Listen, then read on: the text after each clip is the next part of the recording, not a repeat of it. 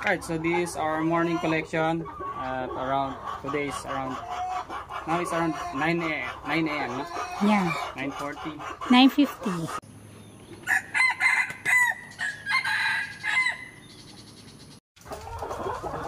Collecting eggs ka na. Dami yan. We're collecting eggs today, this morning. So, Meron yan, meron. for us to avoid yung mga babasag at madumi. And here they are, laying eggs. Hello, Butni. Can I see you? Sorry. Okay. Please don't disturb them.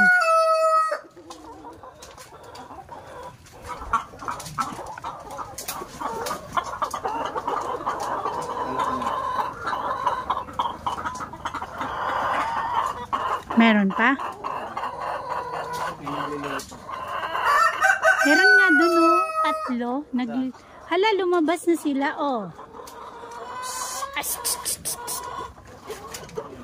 Ay, ay, ay, ay. Naku, tara. Lalabas na sila, Butni. Bababa na sila, Butni.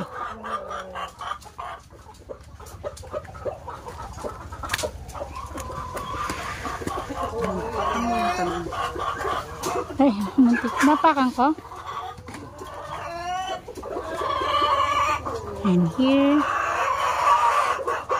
1, 2, 4, 6, 8. So we collected 22 na, no?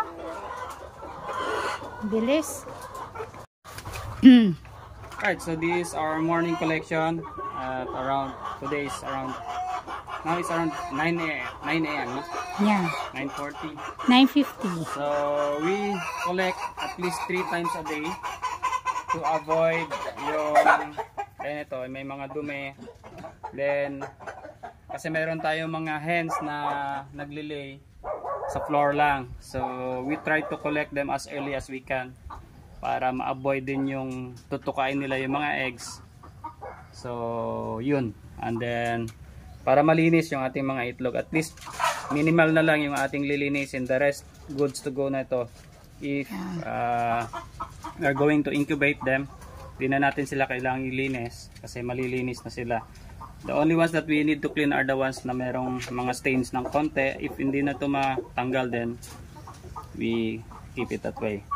So for now, yan, at least 3 times a day ang pag-collect ng eggs para malinis at maiwas yung maiwasan yung mga makain ng mga manok, and then yung mga maduming itlog. So yun, so yun yung konting tips natin for the day sa egg collection.